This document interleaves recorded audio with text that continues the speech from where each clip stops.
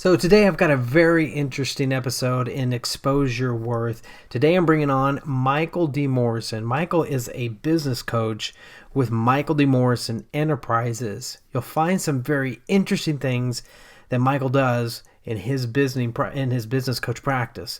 So if you want to know more, stick around for the show. It's coming up next.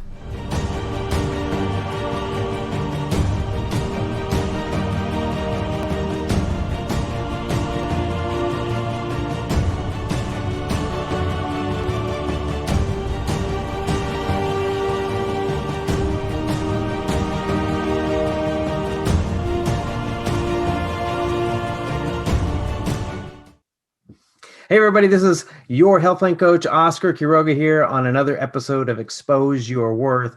Today I'm talking with a network client of mine, network contact of mine, and just met him on Bold Network, and I wanted to talk to him because I think he's got an elusive title that I think we want to make sure we understand whenever we talk about business coaches. But Michael, welcome to the show. Thank you. Thank you for having me and the opportunity. Great. Yeah, no, I'm really, I want my network to know a little bit more about what you offer because I think it's very unique. Sometimes people don't really grasp what coaches do. And I wanted you to talk a little bit about like, what's the name of the company and how long has it been in business? So yeah, it goes by my name, Michael D Morrison Enterprises. Did that on purpose. I had a few companies that I was very active in the community. And when I released those companies, I wanted to kind of have my name as the brand for now until I found an opportunity that made sense. Because that's one of the harder things in business coaching is finding a name that makes sense where people can resonate with it. Because there are so many coaches out there with creative names, and a lot of times you just don't understand what it is that they do. So Michael D Morrison Enterprises, business growth coach is how I kind of explain a little bit about what I do. So what made you want to start Michael D Morrison Enterprises? What put you in that frame of work? Yeah, excellent question. So back in the late 90s, I started my first business. And like most business owners, I started a business, but then it turned into a job that I was working more hours, making less money, and family was suffering at home. And not only that, but my job had a liability attached to it as well, the responsibilities of the company. And it wasn't until I hired my first business coach, and I'll be honest, I was leery, just like most other business owners. I've heard horror stories about business coaches. A lot of business coaches out there have no experience. They've signed up for a program or something like that. But I actually got a great business coach for my first one, and he taught me a lot of things. He taught me to work on the business and not in the business. He taught me about how to use financials correctly for strategizing and forecasting the business. And I just fell in love with the curriculum and desired more. So I invested in a lot more programs, world-class coaching programs a lot of people have heard of. And so about 10 years after my first business, I also had opened up other businesses, but I just wasn't finding my passion, my purpose, if you will. And so I went back to my first business coach, who was still one of my coaches, and kind of brought up the conversation of, what do you think? And he said, well, have you ever thought about being a business coach? And I said, no, actually. And so I asked him, what would make you ask that question? And he said, well, you have a lot of the character traits. You can empathize with business owners. You've been at that place where you wanted to walk off the cliff, if you will.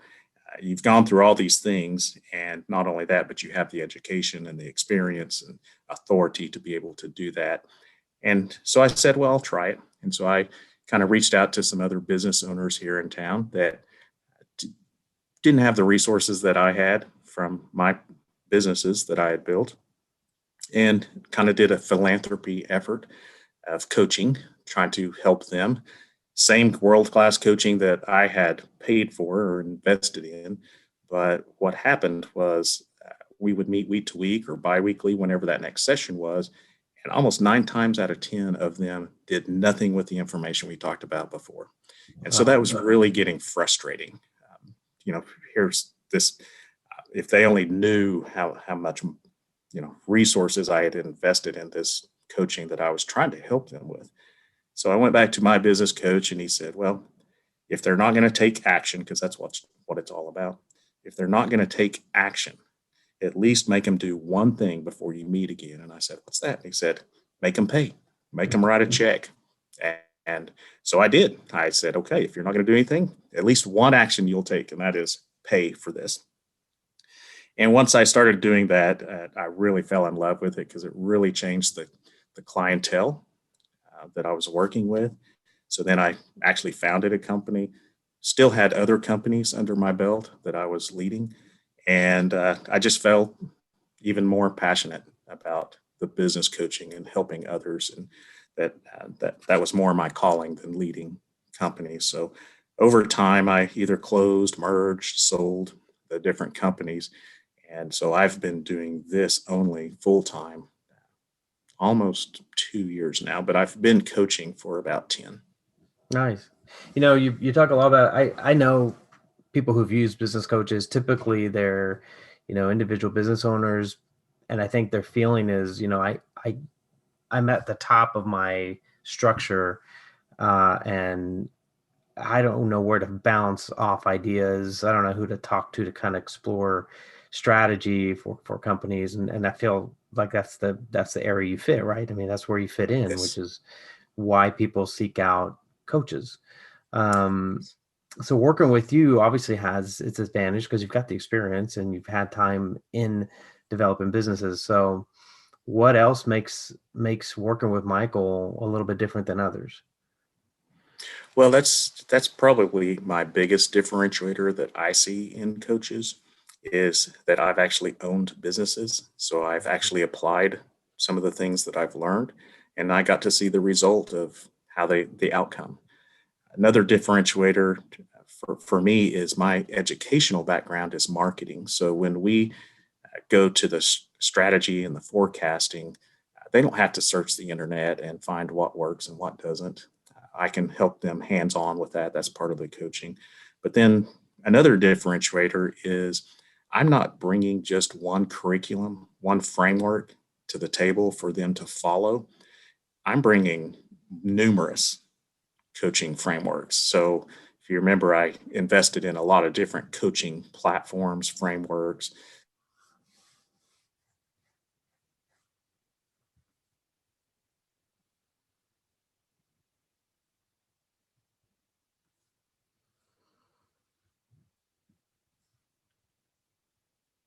What I did find was there's a lot of great programs out there if you want continuing education, like you're going to college. But most small business owners don't have time to wait. You know, we might be in chapter 2 of this particular framework or operating system, but what they really need right at this moment is in chapter 7. And so I customize my business plans with them so that we're always working on something that they can see an immediate result. Let me ask you something. I know that, you've worked with different companies. I mean, can you think of something in the past that has made it worth, like it maybe an individual or an individual company that you've kind of brought something to the table that probably they hadn't expected, that made the difference, in some example? The thought process, the sounding board, having been exposed myself to different types of coaching and programs, I feel a strength of mine is to get people to think differently. A lot of people, they go into a business and they can never imagine themselves being in Amazon.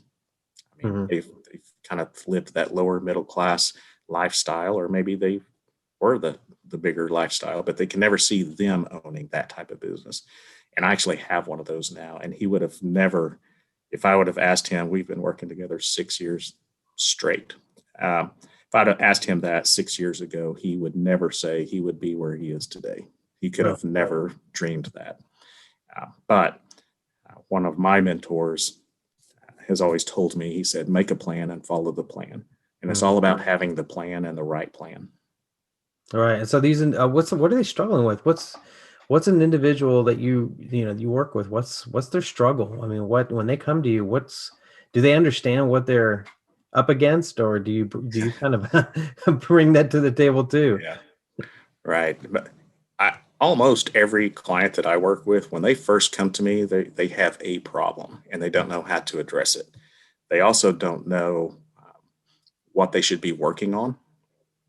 And what I mean by that is if you were to go to the internet and find, you know, business principles, you can find a laundry list of things you need to be doing in the business, but they don't know what to do. They don't know which is what they need to be working on right now. And so that's probably the biggest problem that I see is they have no direction. They're just putting out fires every day. They're letting the day control them and they don't have a plan. And so we help them build that plan, kind of like a recipe. I consider it. And just like in cooking recipes, how they always list the main ingredients at the first because those are the most important. I basically build a plan following a recipe concept. I mean, like I feel like the internet probably would help.